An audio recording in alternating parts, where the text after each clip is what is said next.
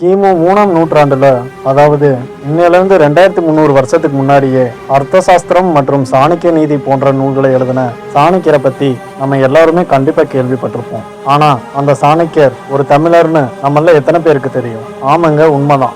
அன்னைக்கு தமிழர்களோட சேரநாடு அப்படின்னும் இன்னைக்கு கேரளான்னு அழைக்கப்படுற மாநிலத்துல இருக்கிற கொடுங்கல்லூர் அப்படிங்கிற ஊர்ல தான் சாணக்கியர் பிறந்தாரு. பிறப்பால் அந்தனாரான இவரு அந்த டைம்ல பாடாலிபுத்திரத்தை ஆட்சி பண்ணிட்டு இருந்த நந்தவம்சத்து மன்னர்கிட்ட பொருள் பெற போகும்போது அவமானப்படுத்தப்பட்டதுனால அந்த நவவம்சத்தையே அழிச்சு புதுசா ஒரு பேரரசை உருவாக்கி காட்டுறேன்னு சவால் விட்டதோட மட்டும் இல்லாம ஒரு ஆடு மேய்க்கிற குறும்புல கூட்டத்தோட தலைவரோட மகனான சந்திரகுப்தரை வச்சு மௌரியர்கள்னு ஒரு மிகப்பெரிய பேரரசை உருவாக்கி அந்த நந்தவம்சத்தை மொத்தமா அழிச்சும் காமிச்சாரு. இவர் உருவாக்குன இந்த சந்திரகுப்த மௌரியரோட மகனான பிந்துசாராக்கு பிறந்தவர் தான் நம்ம எல்லாருக்குமே தெரிஞ்ச அசோகர். இந்த சாணக்கியரோட வாழ்க்கை வரலாற்றை பத்தியும் இவர் மௌரிய பேரரசை உருவாக்குன கதையை பத்தியும் ஒரு ஃபுல் வீடியோ போடணும்னா மறக்காம கமெண்ட் செக்ஷன்ல சொல்லுங்க. அப்படியே இந்த மாதிரி மறைக்கப்பட்ட வரலாறுகளை பத்தி தெரிஞ்சுக்க நம்ம மாஸ்டர் மைண்ட் சேனலை சப்ஸ்கிரைப் பண்ணிக்கோங்க.